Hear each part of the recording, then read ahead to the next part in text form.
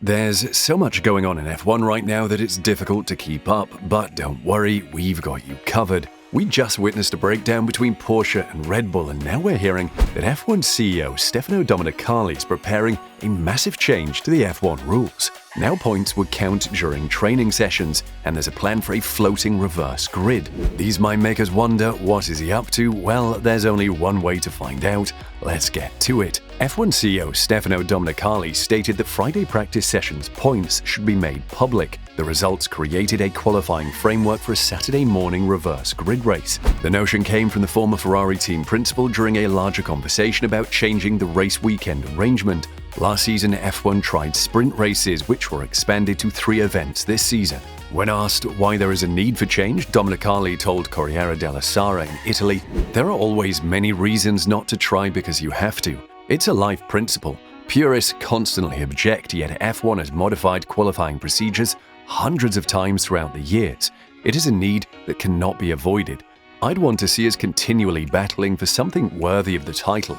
This will be addressed in the next F1 Commission. The fans, the organizers, everyone wants it.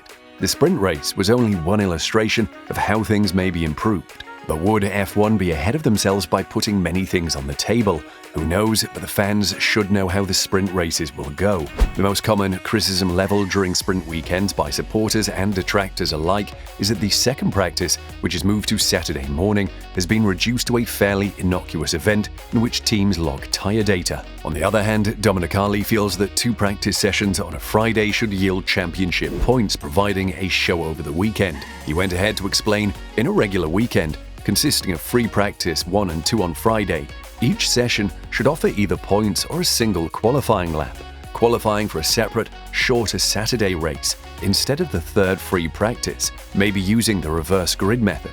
There are a lot of things on the table. Many people say no, but we've seen the beauty of mixed grids, more overtaking on occasion. In conclusion, he stated, "We owe it to ourselves to try. It's okay to try something new, especially in development, growth, and appealing to a bigger audience. However, attempting to bring back the reverse grids recommended but not approved a few years ago might be a bit much."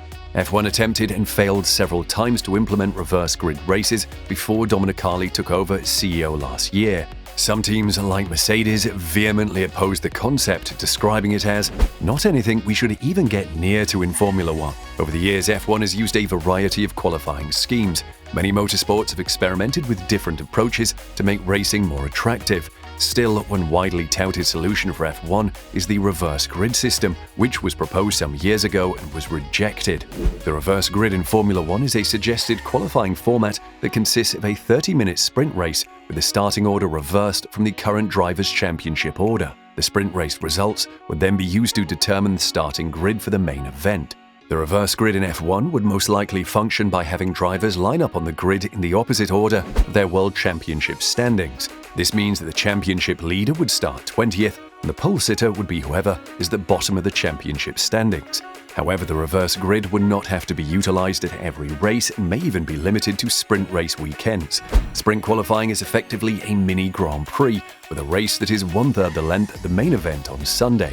However, the drivers are vying for grid places for the start of Sunday's race. On Friday afternoon, a typical qualifying session will be held. Drivers compete in 3 sessions to post the quickest lap in 3 distinct rounds. The 5 slowest drivers will be eliminated at the end of the first 2 rounds. The last 10 drivers compete in the 3rd session to produce the quickest lap against the clock.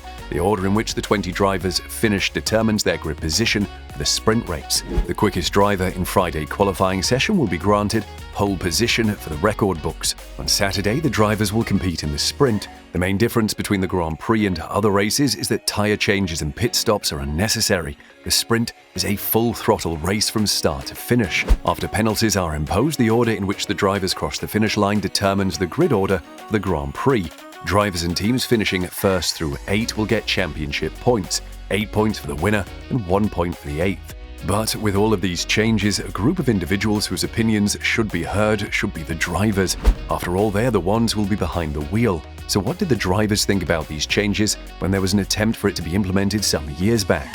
F1 drivers did not receive the proposal well. Sebastian Vettel dubbed it bull ... At the same time, Lewis Hamilton, who has more pole positions in a traditional qualifying session than anyone else, indicated the proposal pointed to larger issues in the yet-to-be-determined rules. The idea that they're attempting to reverse grids and all that sounds like an excuse for not doing a good enough job in the decision process, he said later. Why are they making the automobiles heavier? There's no reason. It's not safer and not better for racing.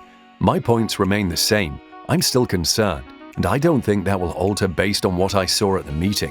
Not just drivers in fast automobiles are opposed to the proposal. While a reverse grid qualifying race would theoretically provide some smaller teams a greater opportunity to snatch huge weekly results, many people share Hamilton's concerns about the field's overall health. The director of the Grand Prix Drivers Association, Haas's Roman Grosjean, stated that reverse grid qualifying events respond to a question that no one was asking. I think the GPDA point is that, and it's from 100% of drivers, the problem is bigger than the way the weekends are, Grosjean said. We're not going to solve issues with a little spoon when a good old pan would suffice. He emphasized the 4 areas that the GPDA has identified as priorities for F1 to address with the yet-to-be-published rules. It's because the tires are so sensitive that there is such a large gap on track between the vehicles. It's a money distribution. How can you have a close championship when the money is spread out like this? Then there's the vehicle's weight, which has a lot to do with assisting the tires, the aero sensitivity, which F1 is working on. We feel that the championship will not require trickery if those 4 problems are resolved. We haven't seen tennis change its tournament format because Nadal and Federer have been winning. But now small teams are going to a match where Nadal uses a tennis racket. Ferrari's Carlos Sainz agreed, adding that F1 should aim to pull the field closer together rather than depending on cosmetic approaches. Before altering the formula, I believe we need to see F1 with a close field and cars that can follow, the Spaniard stated. Once we have a structure with vehicles that can follow each other and a complete grid within 1 second, which is what I want every driver to be able to do, we might not need any of those improvements. Without those changes, we might have the finest F1 ever. So why don't we concentrate on restoring F1 to its proper form, which includes closer competition, more equitable money distribution, and vehicles that can follow each other? Then you've got a good F1, and maybe you don't need all the other stuff. While starting the fastest cars at the rear should theoretically guarantee greater excitement, as we witnessed in Spa and Monza, this was not always the case. Formula One continues to have a clear leading sector comprising Red Bull, Ferrari, and on occasion Mercedes, followed by a middle pack. Max Verstappen is cruising through the 2022 season, and despite starting P14 on the grid, he won the race in Spa by 18 seconds. He also won the Italian Grand Prix from P7, and he would have won easily even if the race had not ended behind the safety car. Ferrari's Carlos Sainz also stormed through the pack at Monza, beginning P18 and finishing P4, so it does not appear that reverse grids would add much to the entertainment quotient of a race weekend at this stage. If anything, it eliminates the opportunity to witness tense race-long fights at the front between the contenders for victory. Could these changes cripple F1 or build into something glorious like Stefano Domenicali foresees? Comment below.